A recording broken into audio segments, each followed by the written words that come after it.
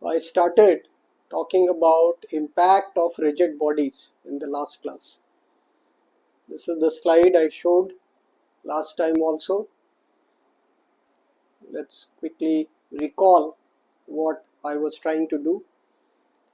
I have two rigid bodies, RB1 and RB2.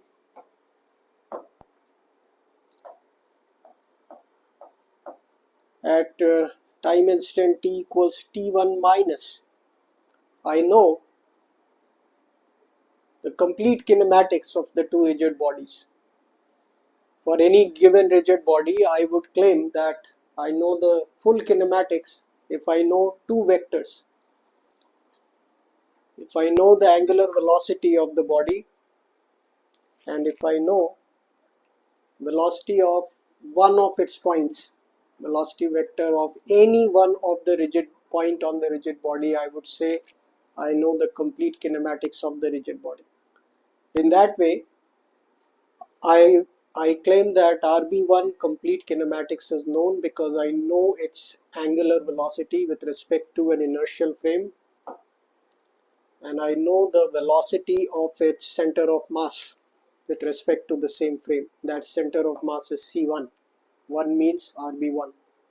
On the other hand, I have RB2 and I know the two vectors, velocity of the center of mass of the second vector RB and the angular velocity of the second rigid body.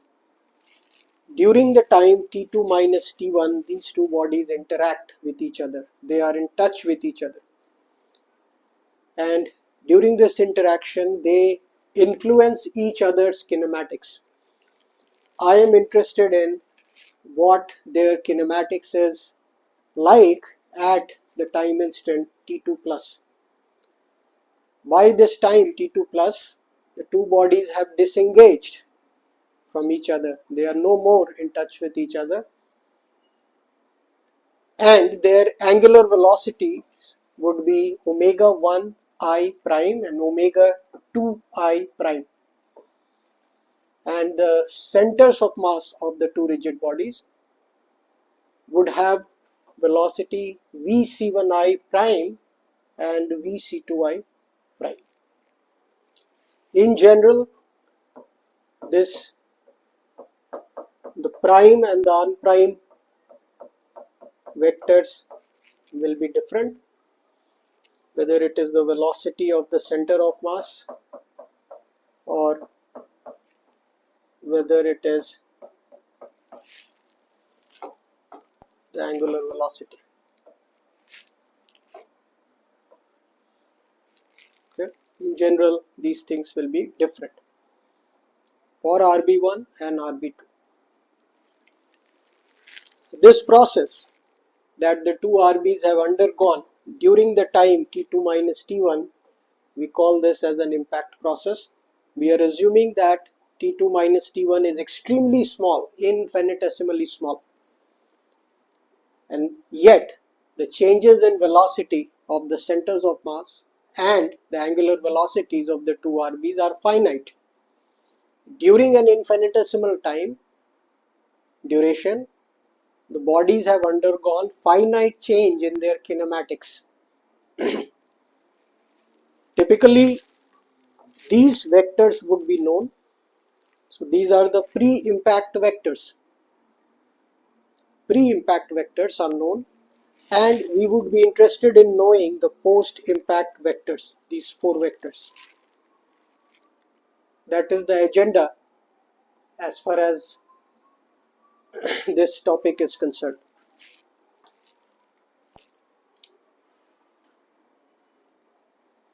I also mentioned last time that if you assume t2 minus t1 to be very small, infinitesimally small, it is indeed a good approximation to say that location of every point on the two RBs will remain unchanged as seen by an observer fixed to the inertial reference frame.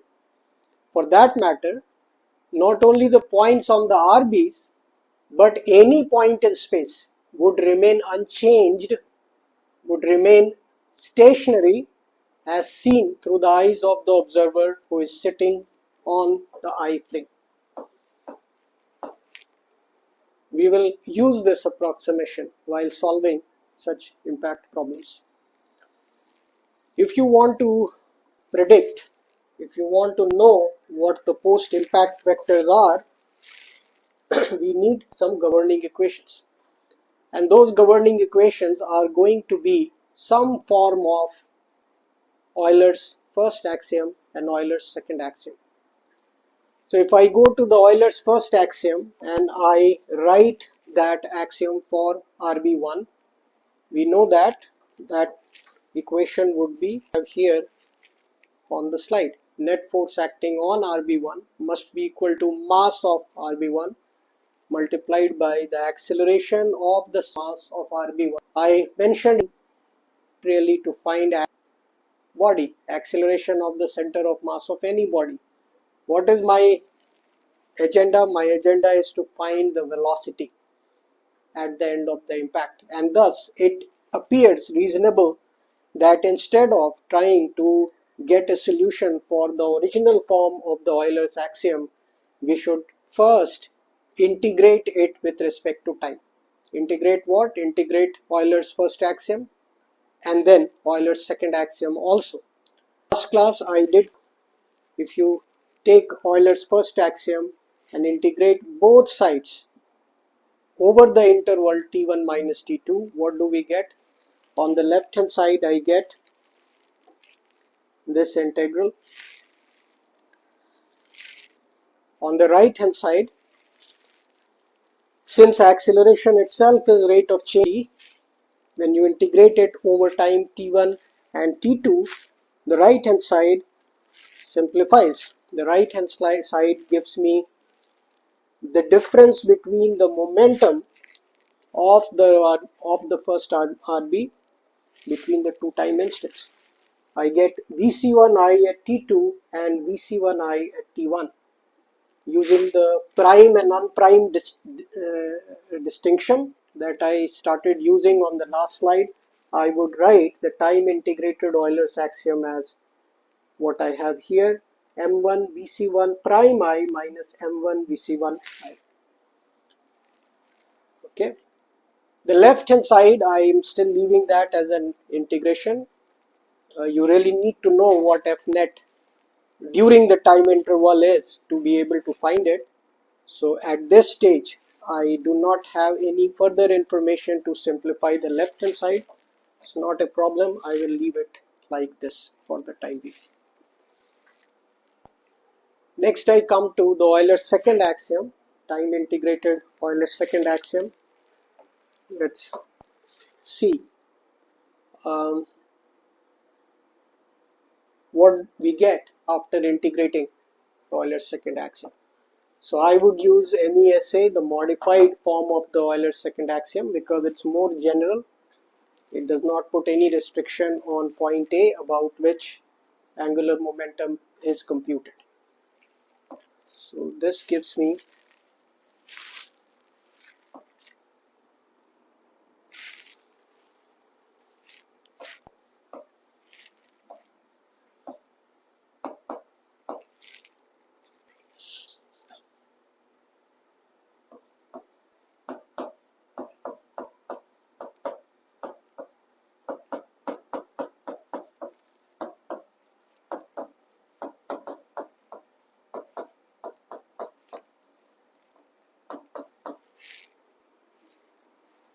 right. I'm writing this for RB1. A is any point in space. This is my RB1 having mass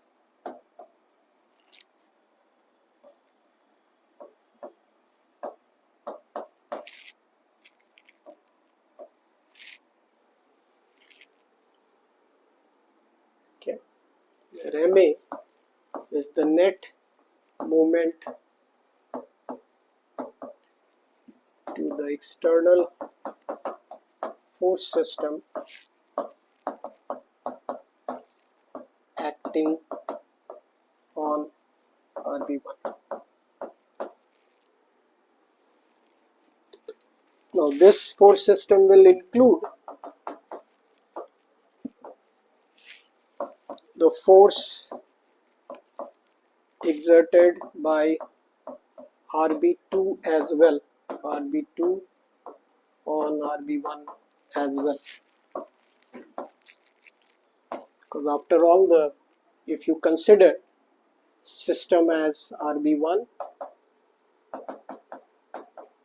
then the force that is coming from RB2, that will also be an external force.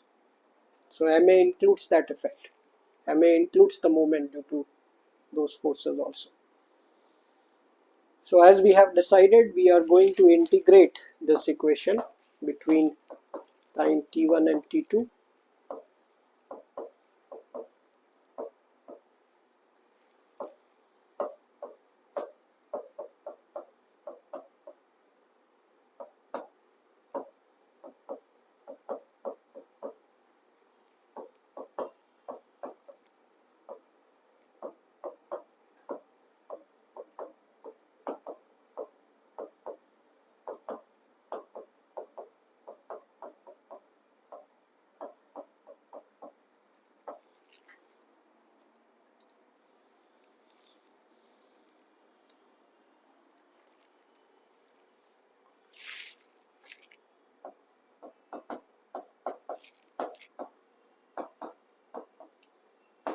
Time integral of the moment term, I am not going to simplify any further at this stage. I cannot, but then I can do some simplification after all to the second term here.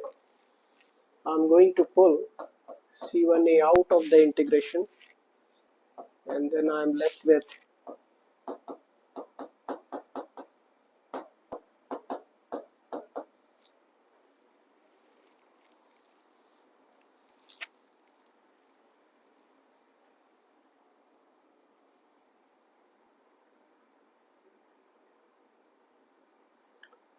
why am I pulling RC1a out of the integration? I'll explain that, but let me first simplify this term. This term will be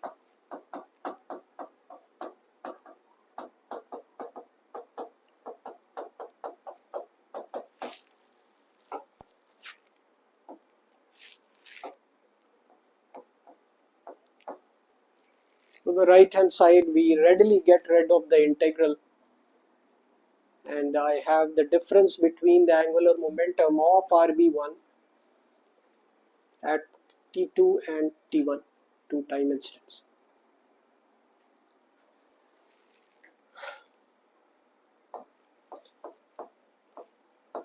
RC1 is being pulled out of integration because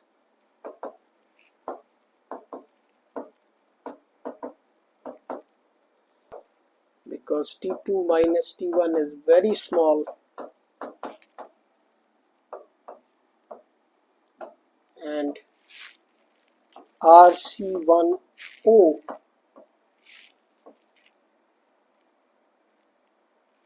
then RC1O and RAO remain constant, approximately constant.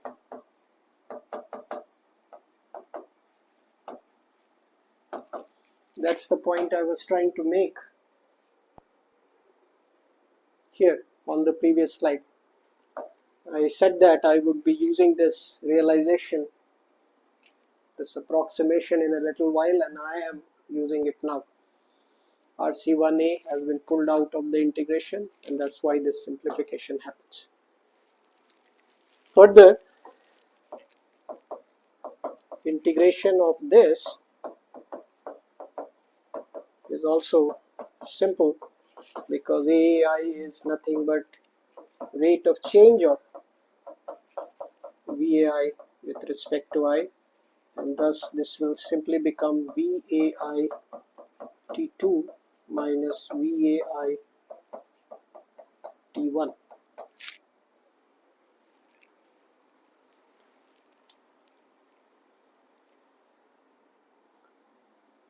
Okay. Thus the time integrated form of the Euler's axiom is, Euler's second axiom is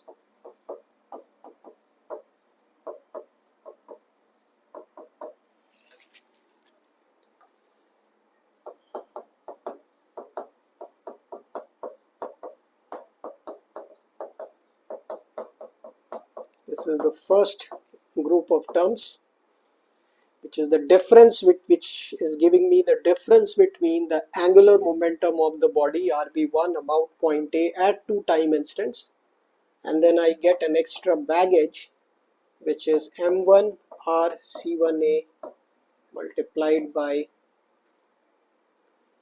the difference in the velocity of point A at the 2 time instants.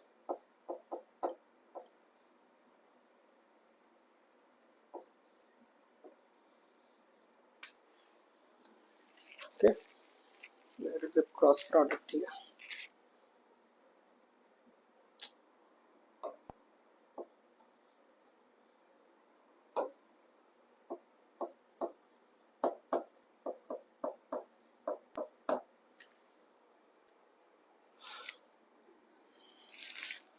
This we call as time integrated MESA.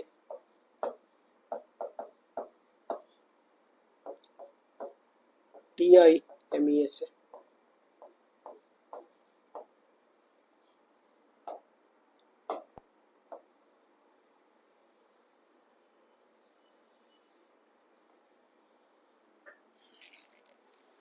Okay.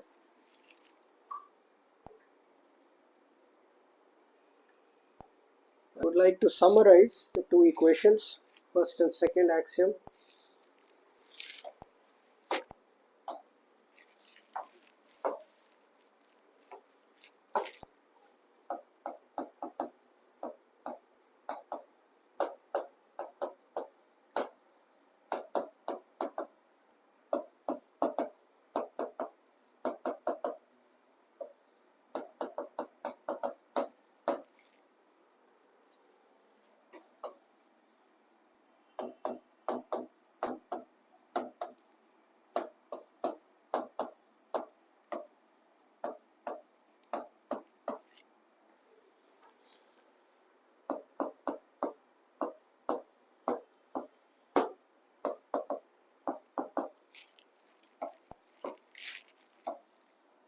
Okay.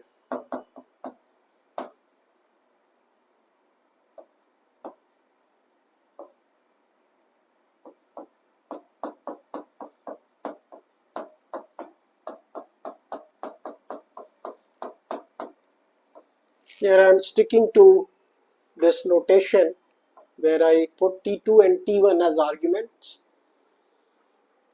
I can as well use the notation that I had earlier. So this is equal to this, and this is equal to just this. Same thing. Okay. And then the second equation which I derived on the previous slide,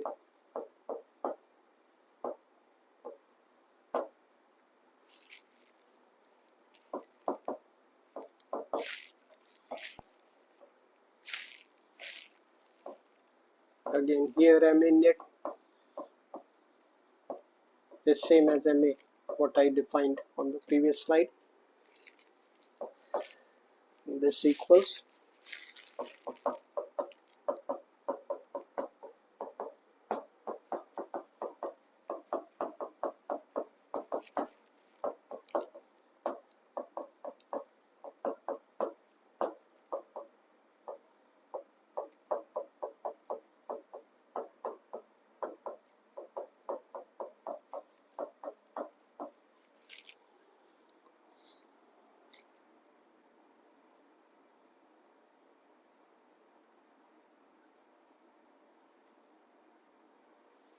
here there is no restriction on A.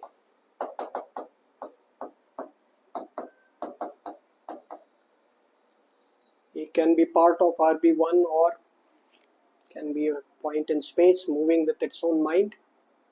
This equation does not care about that.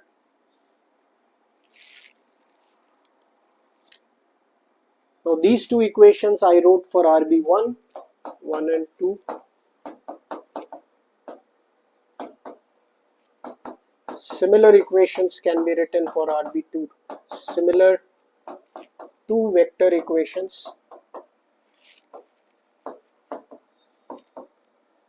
can be written or exist for RB2 as well.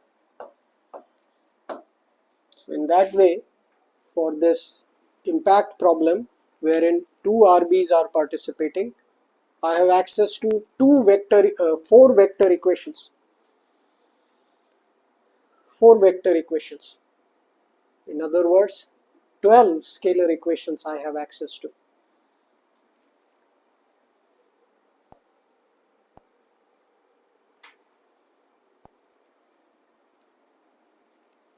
Now in context of impact, we talk about impulsive forces. Impulsive forces. What are impulsive forces? Before I describe what are impulsive forces, let us first try to understand what is meant by impulse of a force. Now I will use I as the symbol for impulse of a force F.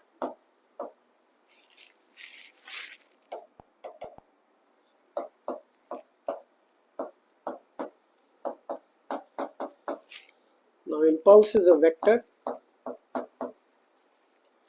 I have used this symbol I many times in many different contexts. I wish we could use some other symbols as well. But then the way we write these, the way we use I to denote various quantities, still there is no ambiguity in the sense, if I write I as a vector in this course, it will mean the impulse vector. If I write I double bar and a superscript, then it will mean the inertia tensor. And if I use just I, then it will mean a frame, inertial frame. You look at these three symbols, they are still distinct, even though all of them are using the capital alphabet I. There is still some distinction, some difference in the way it is decorated with superscript, underbar and all. So still it should not create any ambiguity what quantity I am talking about. So impulse of a vector is defined as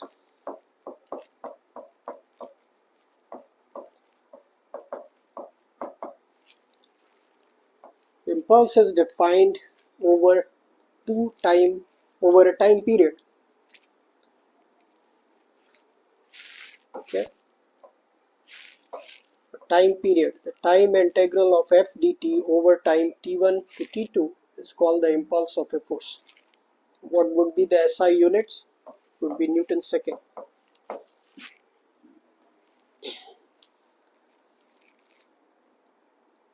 What is the significance of impulse of a force? The significance of impulse of a force is clear from the equation that I derived for the impact problem. I time integrated Euler's first axiom. On the right hand side I get this kind of quantity, which is basically change in the linear momentum. Left hand side I do not have force. In Euler's first axiom I had force on the left hand side. In the time integrated form I have what is now called the impulse.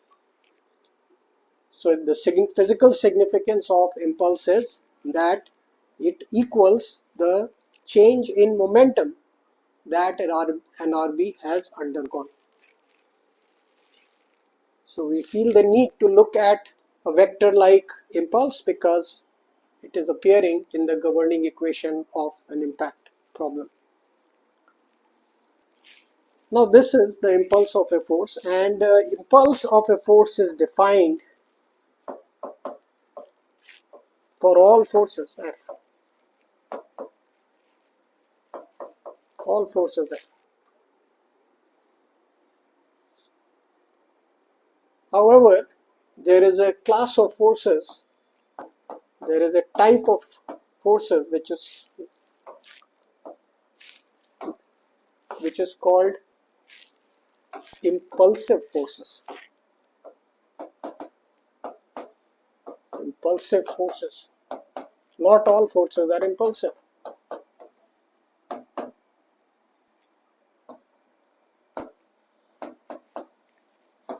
So impulse is can be defined for any force F, but not all forces are impulsive. So even though the words are sounding similar, they have very different meaning. The moment you put in front of a force, it has a different meaning. What is the meaning?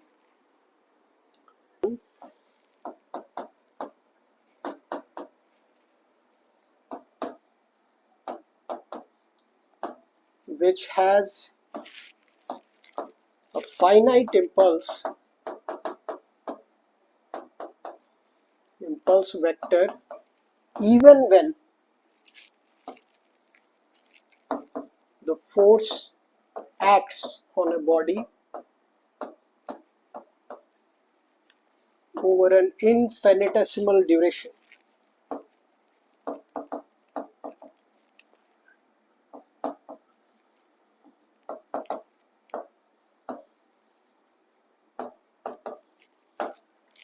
So if a force has a finite impulse over an infinitesimal duration, it means that during that infinitesimal duration, the force magnitude itself must have become extremely large, infinite. Okay. So if we plot the magnitude of an impulsive force with respect to time, where t2 minus t1 is very small, during the short time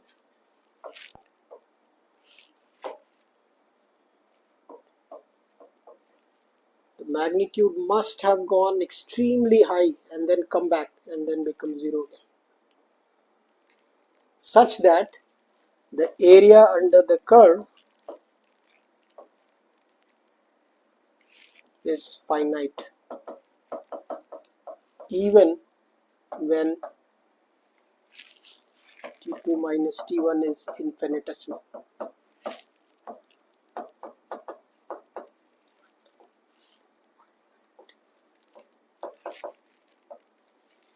If a force behaves like that, then we call the force as an impulsive force. Now the impulsive force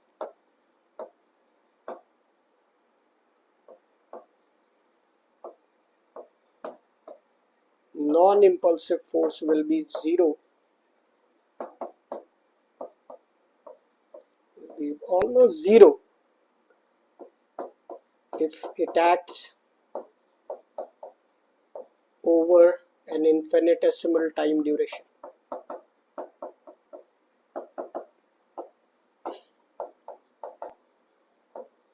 It's a clear distinction between an impulsive force and a non-impulsive force.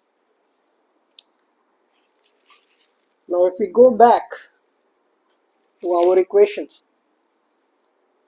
these equations that we derived, and given the fact that impact is indeed happening over a very small duration, can we simplify the left hand side of this equation and this equation?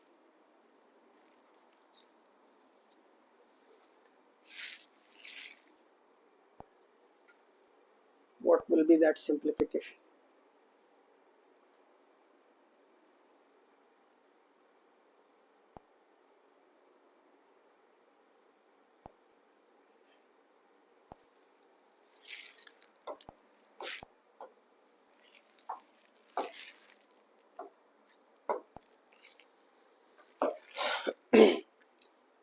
So impact problem, going back to our impact problem, where I was having F net dt, t1, t2 which is what is the total impulse due to all external forces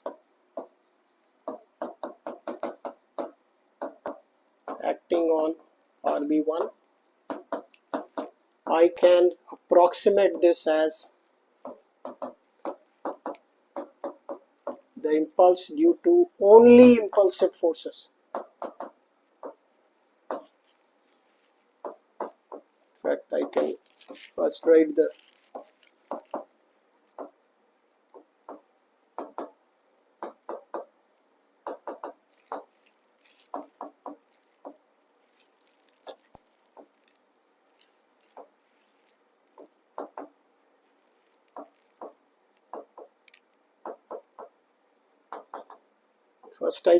this equation. F net, I have categorized all forces as F impulsive and F non-impulsive, and then I am going to make this approximation that non-impulsive forces will have zero impulse over a short duration, and that is why this must be equal to just impulsive forces.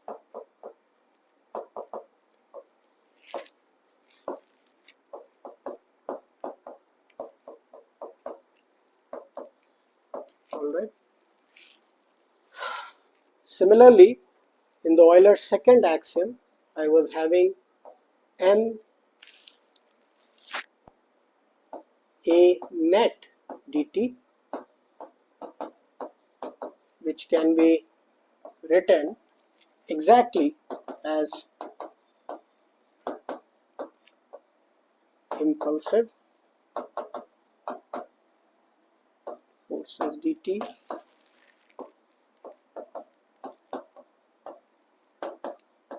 and non-impulsive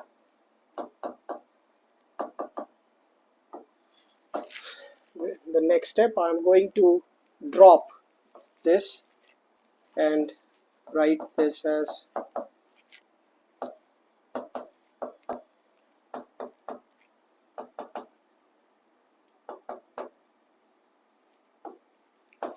dt. So after all, we do have some simplification in the time integrated form of the Euler's first axiom and the second axiom. The left hand side need not be net forces, need not involve the net forces. Okay.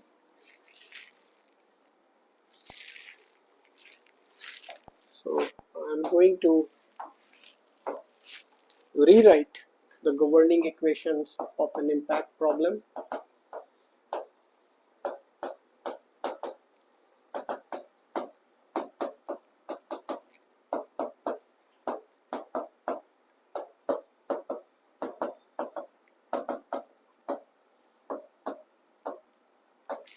For RB1, I will have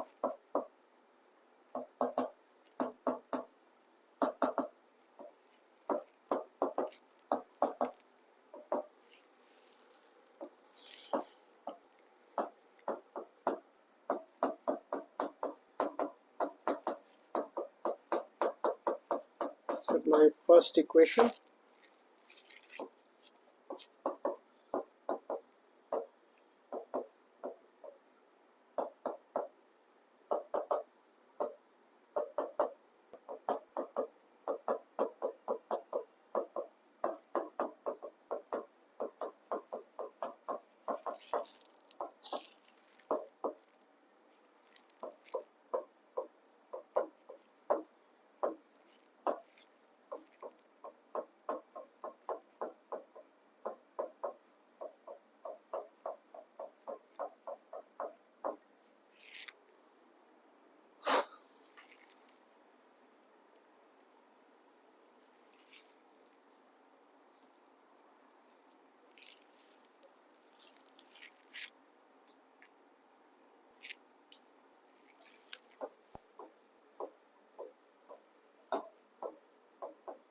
A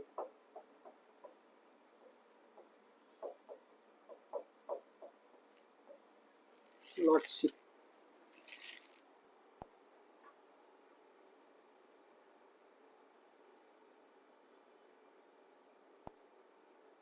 We had a here VAI T2 minus VAI T1. That's the correction I made here.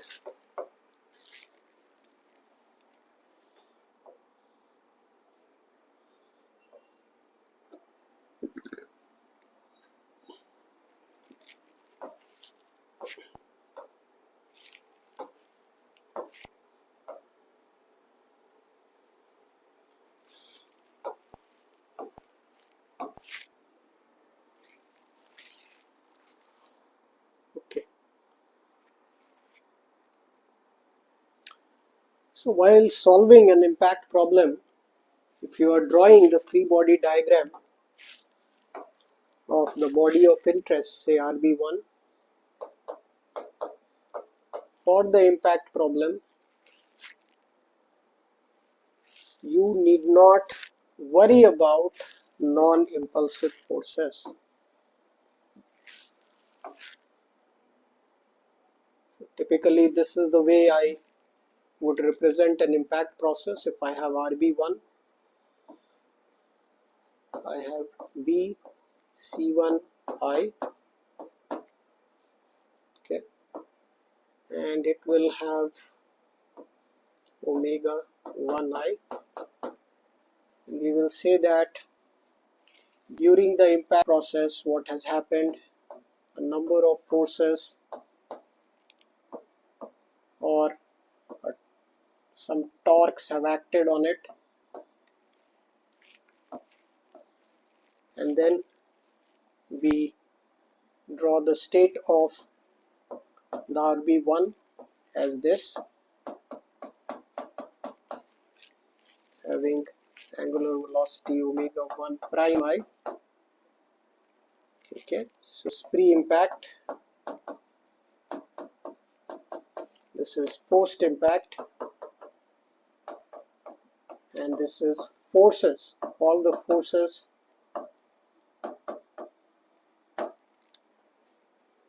force system acting on the body during impact. Now here, these forces that you are showing, I am saying only impulsive forces need to be shown.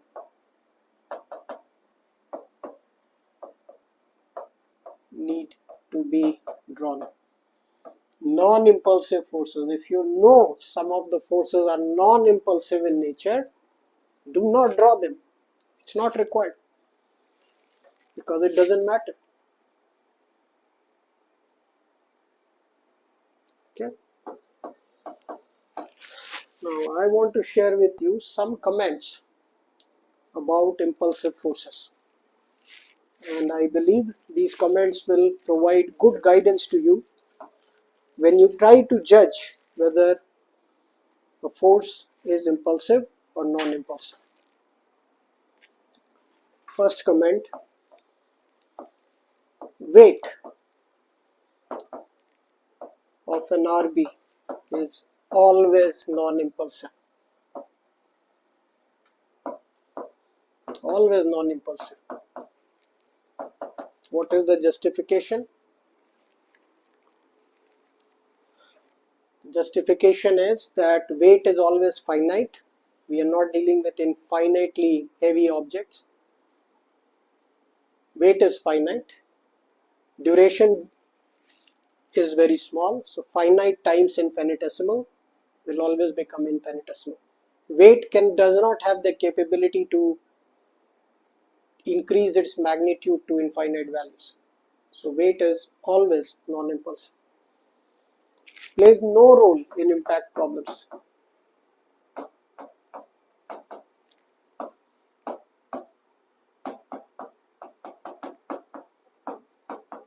You need not draw weight of a body on that process which I showed on this part of the slide, previous slide.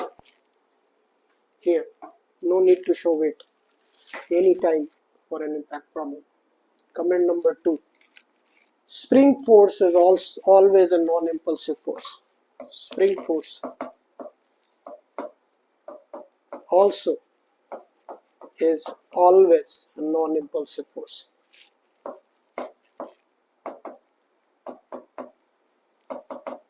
What is the justification?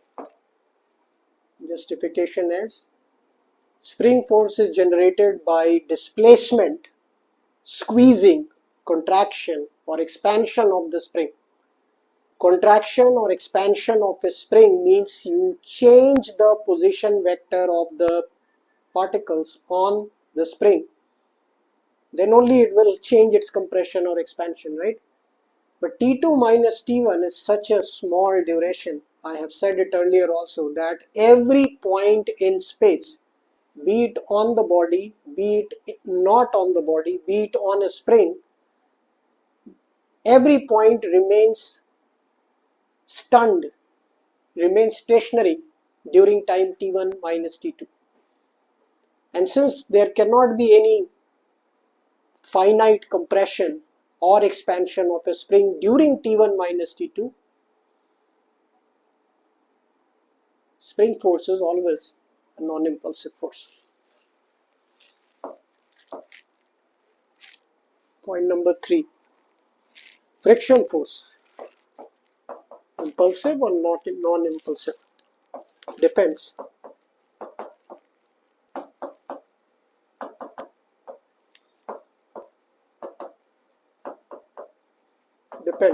Depends on what?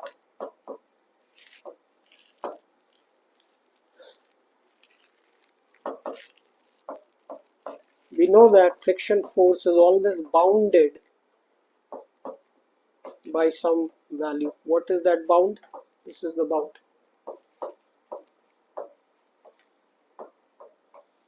If you are talking about friction force existing between two bodies, there is a surface of interaction. On that surface of interaction, there must be some normal reaction force.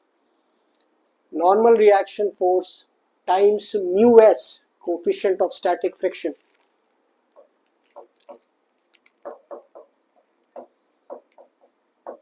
That is the maximum value the friction force can take on that interactive surface.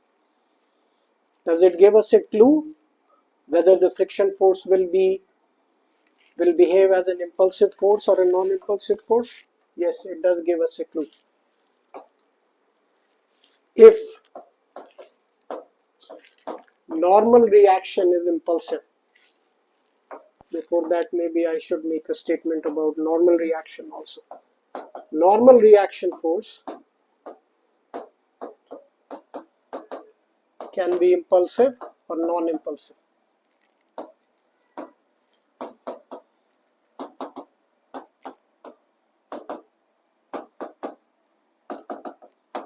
This depends on the constraints on the two interacting bodies. This will become more clear when I solve some problems. For the time being, I just make this statement and move on, that it depends on the constraints on the two interacting bodies. Normal reaction can be impulsive, non-impulsive. If friction force exists and the corresponding normal forces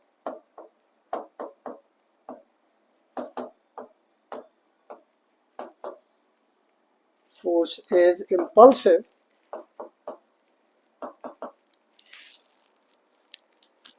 friction force can also be impulsive.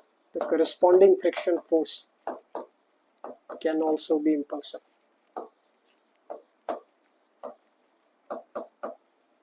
Right? For a force to be impulsive, it should assume a very large value during almost infinite value during T1 minus T2. So if the normal reaction is capable of going to infinite large values, mu s, which is a factor like what, 0.1, 0.2, 0.3, that times infinite value can also become infinite, and that is why I am saying friction force can also be impulsive. Now if the normal reaction force is non-impulsive,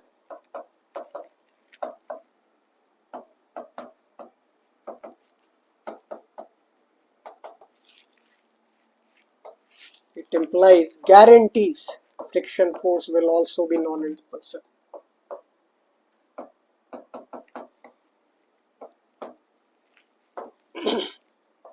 No way there is, if the normal reaction force is non-impulsive, there is no way the friction force can become, no way. It is enslaved. Friction force is a force. Only when the master becomes impulsive, it can think of becoming impulsive or not. But if the master is non-impulsive to begin with, the slave can never become impulsive. Okay.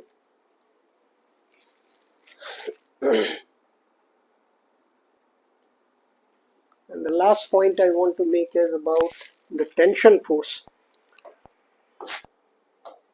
There may be other types of forces also, and this judgment whether they are impulsive or not impulsive may be required in life, but within the scope of this course, I think I have covered all the scenarios on the previous slide, and the last one is, except this last one, which I'm saying as tension force, tension in a rope, can be impulsive or non-impulsive. Impulsive or non-impulsive. What does it depend on? It depends on the constraints. Depends on the constraints.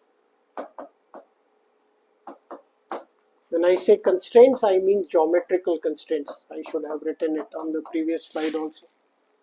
Geometrical constraints.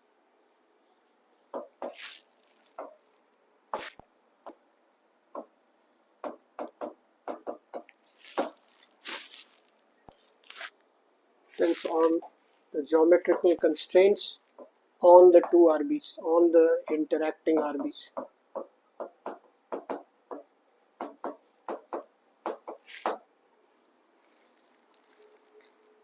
So these are the guidelines.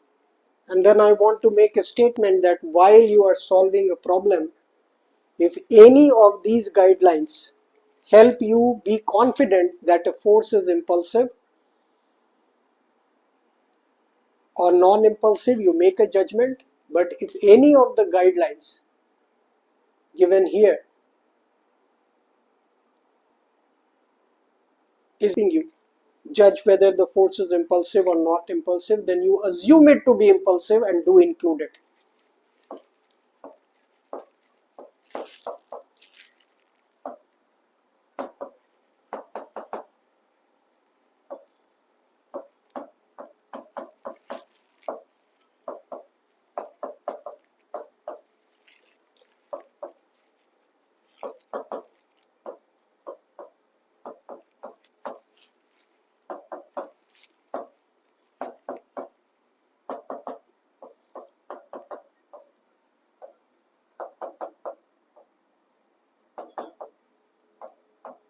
Include it in the analysis. Not impulsive, exclude it from the analysis.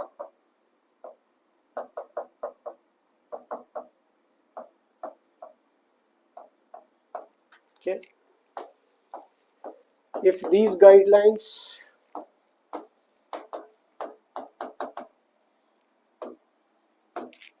are not helping us make the judgment,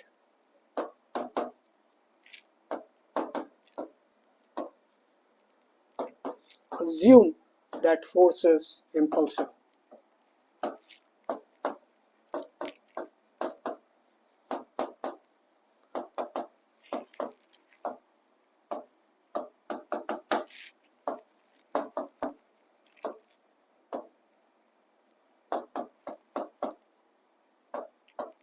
Proceed with Euler's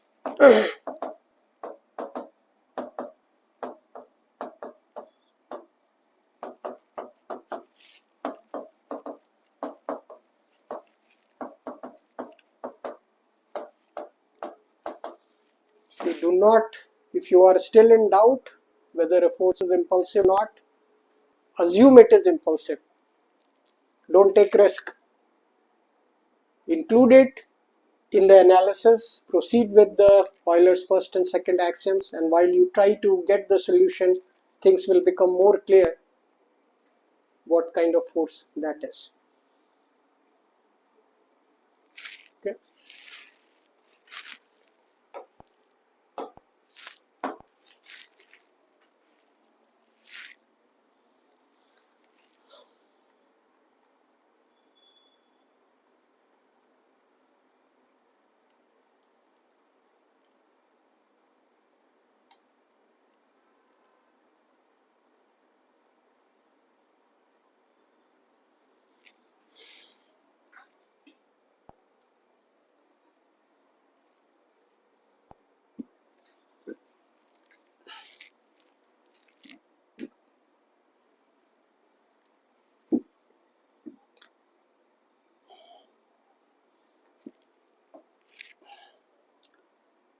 So impact problems governing equations I have already listed. I am not going to write it again. They are there on slide number, this slide, 2 slides ago.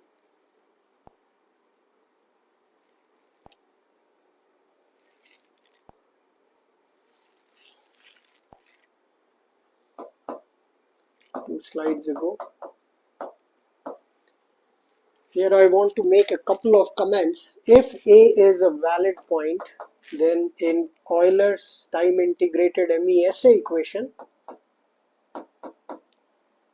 you can have some simplifications. You will have these two terms will be there.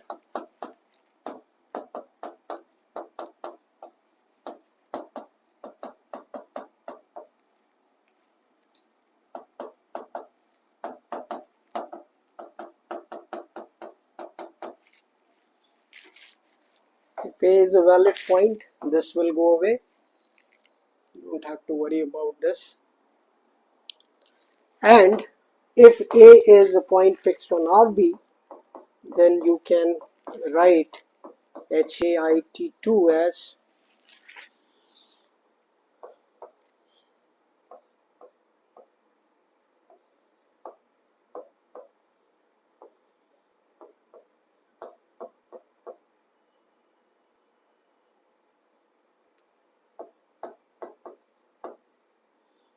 and HAIT1 as, or rather I'll just leave it like this.